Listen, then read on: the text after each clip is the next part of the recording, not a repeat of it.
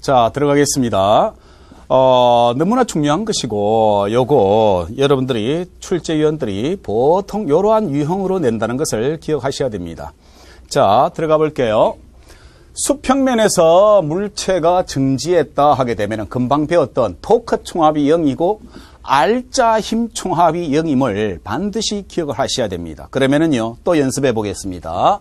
197페이지가 되겠는데 먼저 수평면에서 해보겠습니다. 임의의 힘이 어떠한 물체의 회전축이 여기에 존재하고요. 여기는 접촉면이 되겠습니다. 그런데 여기에다가 힘이 작용됐다.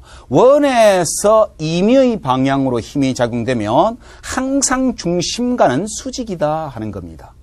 그래서 이때 요거의 각이 세타라고 한다면 빨리 나와라 하는 겁니다. 벡터 분해가 돼야 돼요.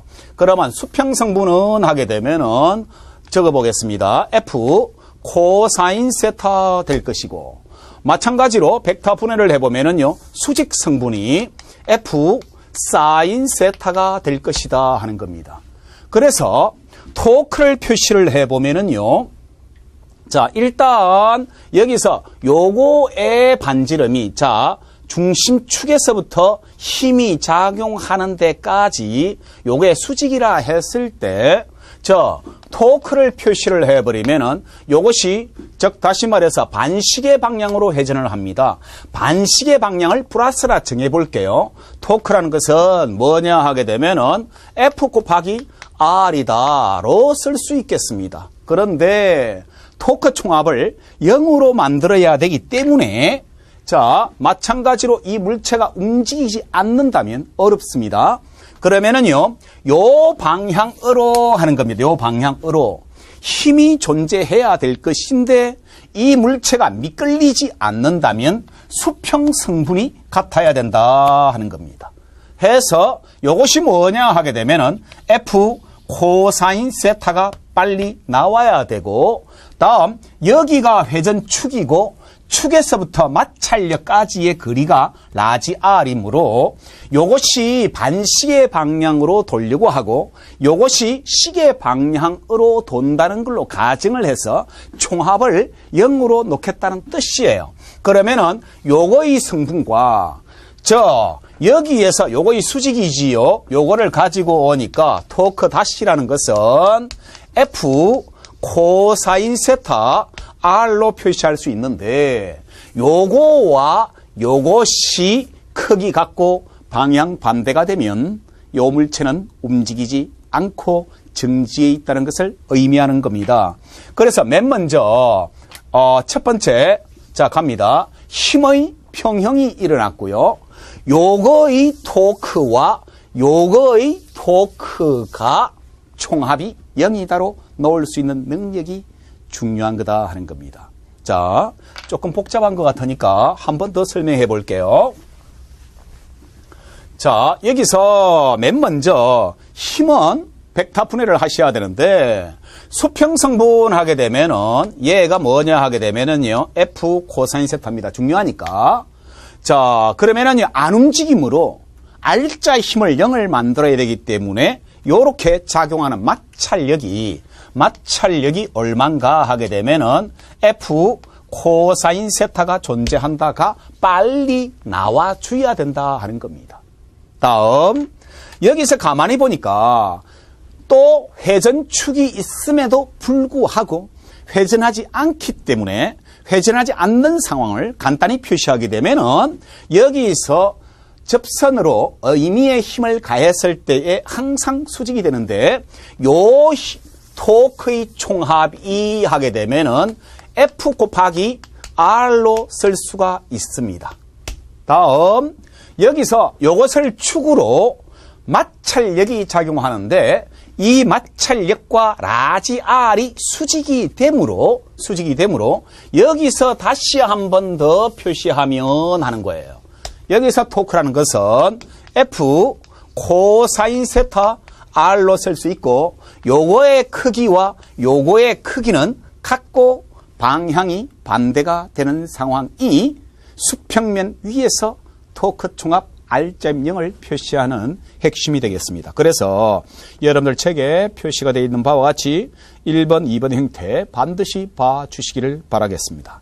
자, 그래서 실제 문제 유형으로부터 나타내 보겠습니다. 자, 197페이지 예제를 보시면은요, 예제의 문제 유형이 아주 난이도 있게 나와 있는데 예쁘게 나와 있습니다. 이것은 제가 만든 문제가 아니고 이미 만들어진 문제를 국가에서 사용한 문제이기 때문에 그대로 이용해 보겠습니다. 많은 유형이 존재하는데 이렇게 많이 이용한다는 겁니다. 그러면은요, 빨리 벡터분해해 보겠습니다. 수평성분의 힘 하게 되면은 힘은 뭐가 되겠습니까? 힘의 크기가 F'가 몇 뉴턴이요? 자, 마찬가지로 이 코사인 60도가 되겠습니다. 코사인 60도가 얼마냐 하게 되면은 2분의 1이 돼요. 그래서 몇 뉴턴이냐? 1뉴턴의 크기를 갖더라 하는 겁니다. 고로 빨리 나와야 돼요. 움직이지 않는다라고 하게 되면 마찰력 크기가 1뉴턴 나와야 돼요. 그 다음에 이 물체가 회전을 하지 않기 때문에 토크 총합도 같아야 되기 때문에 토크의 크기를 그냥 이꼴로 놓겠습니다. 왜요? 요것은 시계 방향으로 돌아간다면 요 위에 부분은 반시계로 돌아가는 형태로서 토크의 크기 갖고 방향 반대입니다. 그러면은요, 위에부터 표시해 보겠습니다. 2 곱하기 A, 요것은 여기서 본다면 즉 1 곱하기 B와 같다. A를 나타내십시오. B를 나타내십시오. 자유자재인데 여기서는 B를 물었기 때문에 B는 뭐가 되겠습니까? 2A의 크기로 이루어져야만 이러한 정지 상태를 이룰 수가 있겠다는 것을 알 수 있겠다는 겁니다. 그래서 정답은 2번이 되겠습니다. B는 2A가 되겠더라는 겁니다. 자, 다음 요렇게 표시가 되어 있는데 요 관계를 다시 한 번 더 정리를 한다면 R자 힘도 0이 돼야 되고 토크의 크기도 같아야 줘야 된다는 겁니다. 왜요? 방향이 반대니까. 그러면은 자, 상식적으로 우리가 요런 정도까지 이 수준이 너무 올라가 버렸습니다. 아직 진도 안 넘어갔습니다. 마무리하겠습니다. 자, 고정축과 하는 겁니다. 고정축이 여기에요. 고정축이 여기에 있고 시험 문제를 내면은 요런 유형이 가장 이상적이고 이렇게 만들어진다는 것을 기억하셔야 돼요. 자, 고정축이 여기에 있고 원판이 존재하는데 무게 중심은 항상 물체의 중심이 되겠습니다. 균일한 물질일 때에 그러면요, 이것을 PPT 영상으로 한번 보겠습니다. 어떻게 되는 거 하게 되면요, 축에서 원판 끝에서 이것을 잡고 놔버리면 어떻게 되느냐 하게 되면은 얘가 회전을 하게 되더라. 요 축을 중심으로 회전을 하게 되더라 하는 겁니다. 놔버렸을 때 얘가 요렇게 되더라 하는 겁니다. 연속적으로 회전 축 중심이 어떻게 이동하는 거 하게 되면은 요렇게 가더라 하는 겁니다.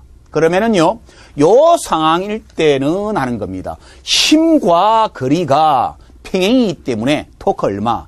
0이다 하는 겁니다. 요 지점에 있었을 때는 하는 거예요. 요 지점에서는 요 힘과 요 반지름 R이 몇 도냐 하게 되면은 90도이기 때문에 토크라는 것은 만약에 얘가 M이라 할게요. 그러면 뭐가 되겠습니까? mg 곱하기 r이 되겠지요. 그러다가 얘가 놨을 때 이동을 하더라 하는 겁니다. 그러면 만약에 요 시점이다라고 해볼게요. 그러면은 요렇게 중력이 작용하고 수직 성분이 커져요, 작아져요? 작아집니다.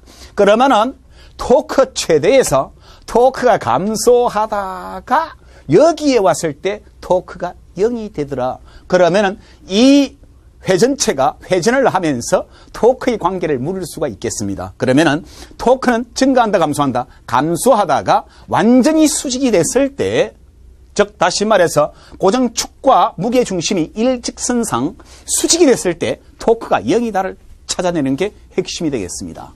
요게 여러분들 너무너무 중요한 내용이라 이건 일반 물리학에서 다뤄야 할 내용이지만 요런 정도를 잡고 가면은 나중에 너무 편해서 설명을 미리 드리는 겁니다. 자, 요렇게 나타낼 수 있겠는데요. 그러면은 고정축과 무게중심 하는 겁니다. 자, 무게중심이 뭐 대단한 내용일 것 같으냐? 아니에요. 자, 예를 들어서, 자, 보겠습니다. 여기에 책이 있는데, 요것을 여러분들이 그냥 조금 무식하게 찾는 방법입니다. 어떤 물체를 잡고 중력 방향으로 설 거예요. 그 다음에 임의의 지점에다가 계속 끄다 보게 되면 만나는 교점이 나오게 돼요. 만나는 교점에다가 그 무게 중심이 존재하는 것이고 거기다가 물체를 묶어서 달면 정확하게 수평을 이룬다 하는 겁니다. 그래서 무게 중심이란 것은 다른 말로 일명 질량 중심이라고도 하지요. 그래서 여러분들 균일 강체, 즉 균일한 그 움직이는 물체가 아니라 단단한 물체 같은 경우에 항상 무게중심은 센터에 있다 하는 겁니다. 해서 그것은 일반 물리학에서 다루겠지만 이렇게 여러분들이 무게중심은 균일한 물질일 때에 중심이란 정도 기억해 주시면은 여기서 이 정도만 하셔도 충분히 되겠다 하는 겁니다. 자, 그래서 한 번 더 해보겠습니다. 고정축과 무게 중심까지의 거리 직선인데 참 재밌는 것은 자, 장난을 쳐봤습니다. 고정축이 요렇게 이동한다 하는 겁니다. 그러면은요, 요때는 예를 들어서 반지름이 R이다 하면은 mg라 할게요. 뭐가 되겠습니까? R 곱하기 mg만큼의 토크가 존재한다 하는 얘기고, 다음에 요거 사이의 거리 수직이지요. 요거 사이의 거리가 R-라 할게요. R-가 R보다 작습니다. 얘가 작지요. 고로 mg는 변함이 없으므로 mg는 변함이 없고 거리가 줄어들었기 때문에 토크가 작다. 요것이 회전하려는 토크보다 요것이 회전하려는 토크가 작다는 것을 의미한다는 것을 설명하고 있는 중이 되겠습니다. 다음 여기에 이번에는 자, 고정축과 무게중심이 일치를 해버렸습니다. 회전한다 안 한다? 안 한다. 토크 있다 없다? 없다라고 해요. 자유자재로 문제를 바꿀 수 있는데 여러분들 교재에서 한 번만 확인을 해보고 갈게요. 너무 중요한 거라서. 몇 페이지뇨 하게 되면은요, 여러분들 교재에서 204페이지가 되겠습니다. 7번 문제가 되겠는데요. 토크가 가장 큰 것은 하게 되면은 가가 되겠습니다. 요거 반드시 기억해 놓으십시오. 다음 205페이지에 8번 토크가 가장 큰 것은 하게 되면 마찬가지로 가가 되겠습니다. 왜요? 즉 수직 성분의 곱이니까. 너무 쉬운데요. 나중에 문제로 만나면 이게 당황합니다. 자, 해서 이런 정도 기억해 주시면 되겠습니다. 자, 또 가겠습니다. 자, 한 번 더 해볼게요.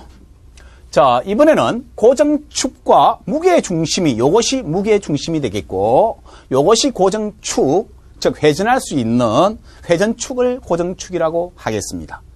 아니, 완전히 움직이지 못하는 게 아니라 이동을 못하게 고정을 해놔놓고 회전은 할 수 있는 겁니다. 그러면은요, 자, 보십시오.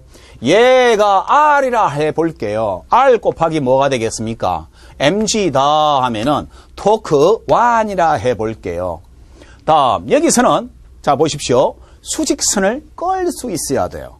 그러면은요, 실제적으로 얘가 지금 반지름 R인데, 반지름보다도 수직 성분이 요것을 R-라 할게요. 커졌어요? 작아졌어요?